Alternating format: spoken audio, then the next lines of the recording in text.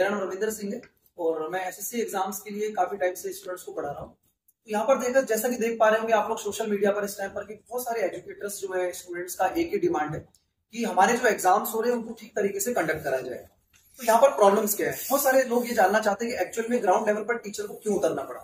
तो प्रॉब्लम सबसे बड़ी ये है कि जो एसएससी यानी कि स्टाफ सिलेक्शन कमीशन है, यहाँ पर उसके द्वारा जो एग्जाम कंडक्ट कराया जाता है, जिसमें अगर हम बात करते हैं कि अभी एक एग्जाम हुआ है जिसका फेज 13 यानी कि सिलेक्शन पोस्ट का एग्जाम होता है। फेज 13 का जो एग्जामिनेशन है, इस एग्जामिनेशन के अंदर अगर हम बात करते हैं तो यहाँ पर जो एग्जाम है ये स्टार्ट हुआ है और इस एग्जाम के अंदर बहुत सारी प्रॉब्लम्स स्टूडेंट्स को आई। सबसे पहले अगर हम बात करते हैं तो इनिशियल एग्जाम जो स्टार्ट होता है वो एडमिट कार्ड से स्टार्ट होता है। यानी कि जब स्टूडेंट्स के जो एडमिट कार्ड है, सबसे बड़ा इशू है कि अगर किसी स्टूडेंट का एडमिट कार्ड है तो उसको एटलीस्ट लोकेशन पता होनी चाहिए कि उसका एग्जाम एक्चुअल में कहां पर जा रहा है। ठीक है, इस एग्जाम्स के अंदर अगर हम बात करें तो एडमिट कार्ड जो है लगभग मतलब एग्जाम अगर किसी बच्चे का 2 से 3 दिन बाद एग्जाम है तो 2 दिन पहले भी उसका एडमिट कार्ड डाउनलोड नहीं हो पा रहा है, वो अपनी लोकेशन को फाइंड नहीं कर पा रहा है। सबसे बड़ा इशू है कि आप एडमिट कार्ड एटलीस्ट जो है वो 10 डेज पहले बच्चे को बताएं जिससे वो अपना अरेंजमेंट बना पाए। दूसरा यहाँ पर निकल के आता है पॉइंट कि जब उसका एडमिट कार्ड डाउनलोड हो भी जाता है और जब वो एडमिट कार्ड को देखता है तो उसका जो सेंटर है, सबसे बड़ा इशू आ रहा है कि सेंटर जो उसका इशू है वो कम से कम भी 400-500 किलोमीटर डिस्टेंस पर उसका सेंटर जा रहा है। तो ऐसी क्या मजबूरी है हमारी, मतलब कि क्या मजबूरी है आयोग की कि वो इतना दूर से बच्चों को सेंटर दे रहे हैं। ठीक है, स्टूडेंट सेंटर को देखकर बड़ा परेशान हो जा रहा है क्योंकि इसका प्रोसेस मैं बताना चाहूंगा यहाँ पर। ठीक है, कि प्रोसेस ये होता है कि जब आप एप्लीकेशन फॉर्म को आप फिल करते हैं, आप किसी भी वैकेंसी को अप्लाई करते हैं तो उसमें आपसे 3 स्टेट्स का प्रेफरेंस मांगा जाता है और उस 3 स्टेट की प्रेफरेंस में जो आपके आसपास की भी स्टेट्स है उसमें बच्चा भरता है। लेकिन यहाँ पर बिल्कुल अलग जा रहा है इस बार। ऐसा ये पहली बार हो रहा है क्योंकि मैं लगभग 10 साल से इस एग्जाम को देख रहा हूँ। ठीक है, लेकिन ये पहली बार ऐसा देखने को मिल रहा है कि इस बार जो बच्चों के सेंटर्स है वो बिल्कुल उन 3 स्टेट्स की प्रेफरेंस से अलावा कहीं दूर पड़ रहे हैं। नॉर्थ के बच्चों को साउथ में भेज दिया जा रहा है। तो सबसे बड़ा इशू है कि डिस्टेंस प्रॉब्लम बच्चों को आ रहा है और एडमिट कार्ड अगर 2 दिन 3 दिन पहले अगर रिलीज होंगे तो कैसे वहां पर अरेंजमेंट बना पाएगा, किस तरीके से वो ट्रेवल कर पाएगा। अगर एग्जाम उसका मान लीजिए मॉर्निंग शिफ्ट में कहीं भी है, एक नई स्टेट पे अगर स्टूडेंट जाता है तो नई स्टेट में जाने का उसको अरेंजमेंट बनाना पड़ेगा, कहीं वो बैठेगा, कहीं वो सोएगा, नहाएगा, धोएगा, जो भी बहुत सारी चीजें होती हैं। ठीक है, तो इसको लेकर बहुत बड़ा इशू आ रहा है। इसके बाद अगर मान लीजिए किसी भी तरीके से स्टूडेंट अपने डिस्टेंस भी ट्रेवल कर लेता है, वो सेंटर पे पहुंच भी जाता है, तो एक बहुत बड़ा कंसर्न और ये बड़े हैरानी वाली बात है कि जैसे स्टूडेंट सेंटर पर पहुंचता है उसका लोकेशन इंस्टेंट ऑफ टाइम पर चेंज हो जा रहा है। जैसे कि आज भी मैं बताऊं कि आज भी मैं इसको प्रेस कॉन्फ्रेंस के जरिए बताना चाहूंगा कि आज भी मॉर्निंग में स्टूडेंट का मैसेज आया कि सर हमारा जो सेंटर था पहले, जैसे मैं रांची का स्टूडेंट हूं, मैं एक एग्जांपल दे रहा हूं, और मेरा जो सेंटर था रांची वाला स्टूडेंट हमारा ही है। ठीक है, उसने मुझे बताया कि सर मेरा सेंटर कलकत्ता पहुंचा। तो किसी भी तरीके से मैंने उसको मोटिवेट किया कि भाई देखो अगर आप सेंटर पढ़ चुका है तो आप जरूर एग्जाम में देने चाहिए, कल को ऐसा ना हो कि आपके वहां पर एब्सेंट लग जाए और फिर आपको दिक्कत रहे। तो स्टूडेंट जैसे कलकत्ता में रास्ते में है उसने अपना एडमिट कार्ड नॉर्मली चेक करा और उसका सेंटर कलकत्ता से उड़ीसा पहुंच गया। मतलब आप इमेजिन कर सकते हैं कि कितना मेंटल प्रेशर उस स्टूडेंट पे आया होगा। ठीक है, किस तरीके से वो इस चीज को सोच पा रहा होगा। अब वो मैसेज कर रहा है सर ये क्या मजाक लगा रखा है, मतलब मैं एग्जाम देने जाऊं या ना जाऊं। तो कुछ इश्यूज हैं ये वाले, बाकी के इश्यूज एक बार मैम आप बताएंगी आपको। जैसे सर ने बिल्कुल सारे इश्यूज एकदम सही तरीके से पोर्ट्रेट किए, लेकिन इसमें एक चीज ये और कंसर्न आ जाता है कि जैसे सर ने कहा कि सेंटर्स बहुत दूर दूर है। ठीक, सेंटर्स दूर दूर है, सेंटर्स चेंज हो जा रहे हैं, ये सबसे बड़ा इशू है। बच्चा पूरे साल मेहनत करता है, पूरे साल वो अपनी स्पीड बढ़ाता है, पेस बढ़ाता है कि वो 1 घंटे के अंदर अपने पेपर को क्लियर कर ले, एग्जाम क्वालिफाई करेगा, उसकी एक स्टेबिलिटी होगी, घर की कंडीशन उसके अच्छे होंगे, उसको लाइफ में सिक्योरिटी होगी। लेकिन उसकी पूरी 1 साल की जो मेहनत, सेंटर पे ना पहुंच पाना, एंड टाइम पे सेंटर चेंज हो जाना, सबसे बड़ा इंपॉर्टेंट कंसर्न सभी स्टूडेंट्स के लिए। लेकिन स्पेशली मैं फोकस भी कुछ करना चाहूंगी गर्ल्स को लेकर, क्योंकि मेरे पास कुछ गर्ल्स के स्पेशली मैसेजेस आए हुए जहाँ पे गर्ल्स ने सीरियसली ये बात कही कि मैम मेरा सेंटर 700-800 किलोमीटर दूर पड़ता है, मेरे घर वाले कभी भी मुझे अकेले नहीं जाने देंगे। और ये बात बिल्कुल जायज है। अगर मैं भी अगर सोचूं एक बार तो बिल्कुल जायज है कि कोई भी आज अपनी बेटी को इतनी दूर अकेले 700-800 किलोमीटर नहीं भेजने वाला। साथ में मम्मी या पापा साथ जाएंगे, जाने के बाद वो कहीं रेसिडेंस का रहेंगे। हो सकता है कि वो बच्चा, उस फैमिली बहुत ही आर्थिक परिस्थितियों से गुजर रही हो, फाइनेंशियल कंडीशन से गुजर रही हो, तो इनके लिए तो एक बहुत बड़ा क्राइसिस है। उसकी मदर ने सीधे बोल दिया कि बेटा मैं तुम्हारी शादी कर दूंगी लेकिन गवर्नमेंट एग्जाम का पेपर नहीं दिलवाने ले जाऊंगी। तो कुल मिला के ये जो चैलेंजेस आज एक गर्ल फेस कर रही है या कोई भी स्टूडेंट फेस कर रहा है, तो ये अप्रोक्सीमेटली अगर मैं बात करूं तो 2400-2500 करीब वैकेंसीज थी, जिसमें लगभग एग्जैक्ट तो नहीं लगभग 23 लाख फॉर्म भरे गए हैं और ऑन एवरेज अगर हम अटेंडेंस मार्क करके चलेंगे तो 50% तक की अटेंडेंस, 40 to 50% अटेंडेंस जाती है। उस हिसाब से भी अगर हम देखें तो भी 12 लाख, 10-12 लाख और वैकेंसीज लगभग 2500, तो ये खुद में एक बहुत बड़ा एक फिगर हो जाता है। और उसमें भी अगर कुछ बच्चे अगर पेपर नहीं दे पाते हैं तो वो एक खुद में एक,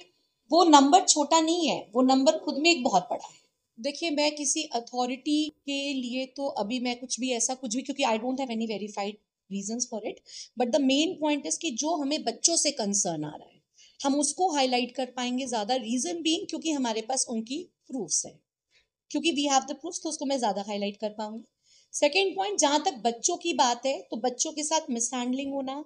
हुई है, बहुत सेंटर्स पे हुई है, उसकी वीडियोस भी बहुत सारी देखी होगी आपने। But the point is, main concern हमारा ये होता है कि जो भी हुई है वो सारी चीजों को भी हम अगर एक बार साइड कॉर्नर करते भी हैं, जो कि वो करने भी लायक नहीं है, बट अगर फिर भी हम करते हैं बच्चों के करियर और फ्यूचर को देखते हुए,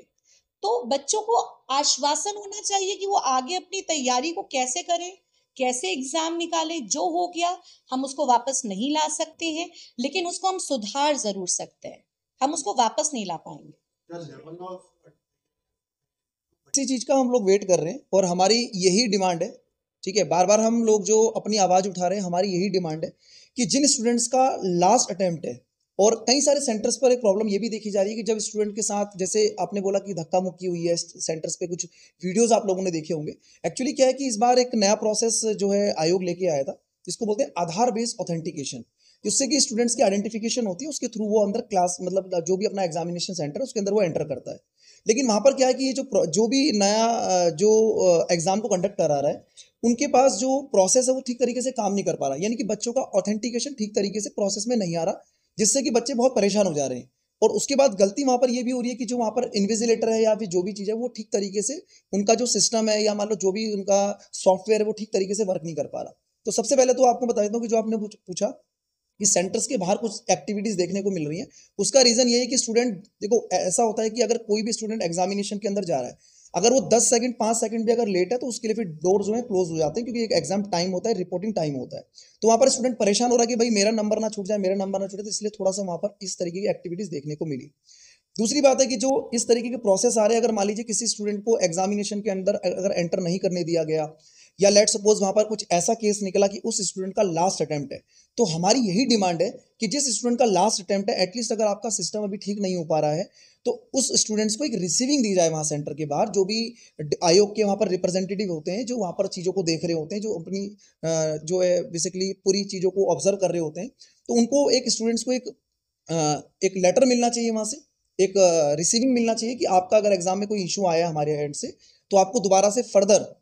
एक एग्जामिनेशन के लिए दोबारा से जब भी हम इस एग्जाम को दोबारा कंडक्ट कराएंगे तो आपको दोबारा से अपडेट कर दिया जाएगा। लेकिन वहाँ पर एक छोटा सा एक नोटिस लगा दिया जाता है कि आपका दोबारा एग्जाम होगा और हम आपको दोबारा से इन्फॉर्मेशन देंगे, इसके लिए आप साइट को विजिट करते रहिए। लेकिन जब तक उसके पास प्रूफ नहीं होगा, कोई प्रमाण नहीं होगा, तो वो कैसे उस चीज़ को वेरीफाई कर पाएगा। तो सबसे बड़ा इशू ये है कि जिन स्टूडेंट्स का लास्ट अटेम्प्ट है, मैं तो ये मानता हूँ कि लास्ट अटेम्प्ट तो खैर बहुत बड़ी बात हो गई है, लेकिन हर एक स्टूडेंट के लिए एक नौकरी बहुत बड़ी बात होती है। मतलब एक बेरोजगार से रोजगार की तरफ वो जा रहा है, और एक नौकरी जब किसी घर में जाती है तो उसके परिवार में एक पीढ़ी और दो पीढ़ी, सरकारी नौकरी के लिए बच्चा तैयारी इसीलिए करता है कि एक सेफ साइड में रहेगा, उसके पूरे परिवार के साथ, उसके माता पिता के साथ बहुत सारे लोगों की उम्मीदें होती है।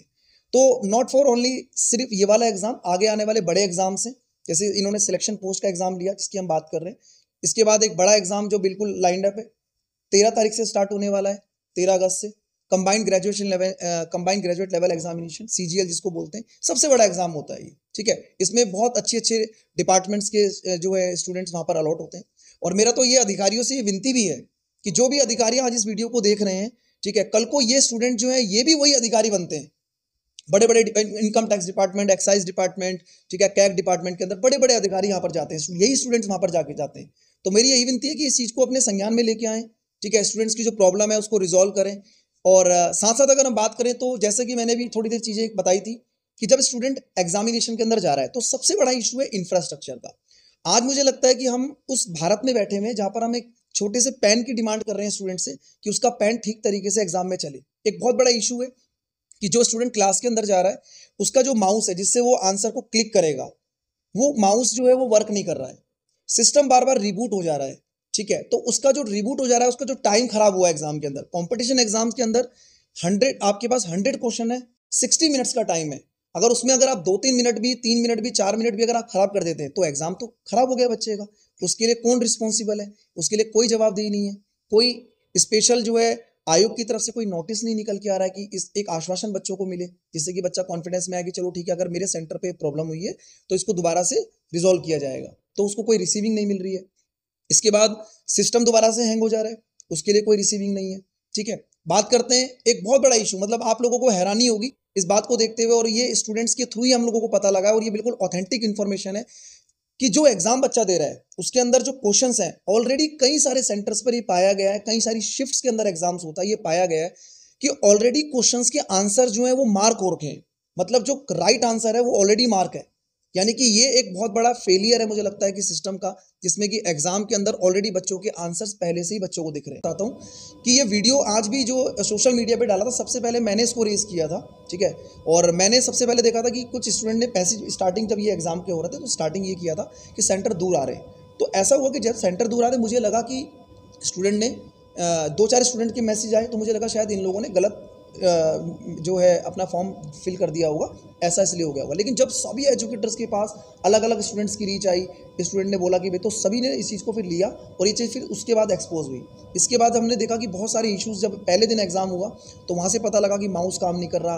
पेन हमें ठीक से नहीं मिला। इवन अगर आप देखेंगे तो जो पेपर, जिस पेपर पे बच्चा पेन सॉल्व करेगा क्वेश्चन, वो पेपर रिसाइकल पेपर दिया गया बच्चों को। तो ये इंफ्रास्ट्रक्चर का वहाँ पर इशू है बच्चों को। ठीक है, फ़ैन बच्चों ने कुछ सेंटर्स ऐसे भी, मैं सभी सेंटर्स की बात नहीं करूँगा, लेकिन कुछ सेंटर्स ऐसे भी पाए गए जहाँ पर बच्चों को फ़ैन नहीं चल रहे,